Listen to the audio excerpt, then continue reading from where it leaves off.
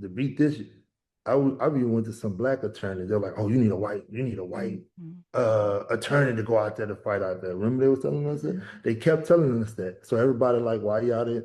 Everybody was telling us, okay. So then when we get it, they basically tossed them over.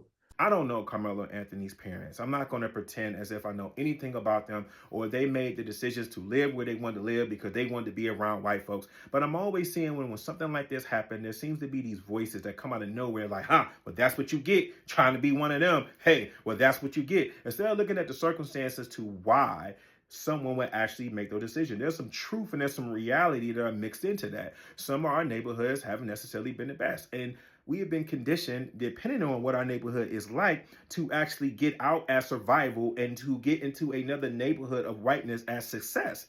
That didn't just come out of nowhere. It didn't come out of the blue. Look, I remember growing up in Detroit. There was a grocery store franchise that was called Farmer Jack. My mother will always go to the Farmer Jack 20 or 35 minutes outside the city in Madison Heights. And then one day they built a Farmer Jack right down the street on 12th Street. And I kept wondering, why is my mom still going to the one way out? And I was like, what's going on? Well, one day she actually walked into that 12th Street Farmer Jack, which was the exact same franchise, and that produce was looking real suspect to her.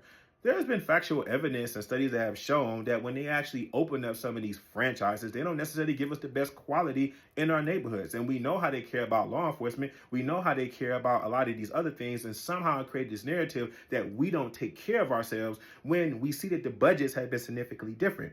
People actually make these decisions based upon those circumstances. Now, hey, there are black people who actually do feel that the closer they are to whiteness, the more they are to success. When I chose to go to a HBCU, I had a lot of black people in my ear saying, well, why would you want to go to a black college? You're limiting yourself. The world is not black. Well, the world is not exactly white either, despite the fact that this country might be white. When I went to a white college first, they were just pretty much white. When I went to a black college, there were black people from all over the world with different dialects and different ways that they walked and they talked and the way they ate their food, the way they pray. It was the most diversity I have ever been around in my life. So when you say diversity, you really just want me to be around white versus when I see diversity, I really see what the definition of the word actually stands for.